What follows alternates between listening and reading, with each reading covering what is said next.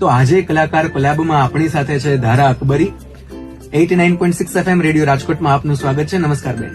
Thank you પ્રિયંકભાઈ, અને radio Rajkot 89.6 FM ને મારા તરફથી ખૂબ ખૂબ ધન્યવાદ કે આવો સરસ મોકો અને તક આપવા બદલ. Thank you so much. Yes, શરૂઆતમાં તમારો એક નાનો એવો પરિચય આપો અને પછી આપણે તમારી કવિતાઓ તરફ જઈએ. હું છું ધારા અકબરી અને હું બિલોંગ કરું છું જામપુરા તાલુકાનું સાજળિયા ગામથી. બાય પ્રોફેશન વોઇસ ઓવર અને કોન્ટેન્ટ ક્રિએટ કરું છું, સાથે સાથે કવિતાઓ પણ લખું છું. સરસ.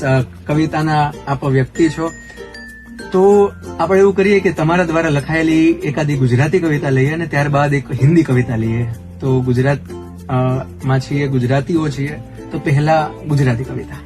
કે મારે જોઈએ છે એક એવી ક્ષણ જ્યાં માત્ર હું અને તું જ હોય, ગાઢ વનરાજી હોય, પ્રકૃતિ પણ શાંત હોય. કોઈ વિશાળ પથ્થર પર હું તારી પાસે, તારા હાથમાં હાથ પરોબીને, તારા ખભા ઉપર સર રાખીને, ઘંટો ને કલાકો બેસીએ ને એકબીજાને નિહાળીએ.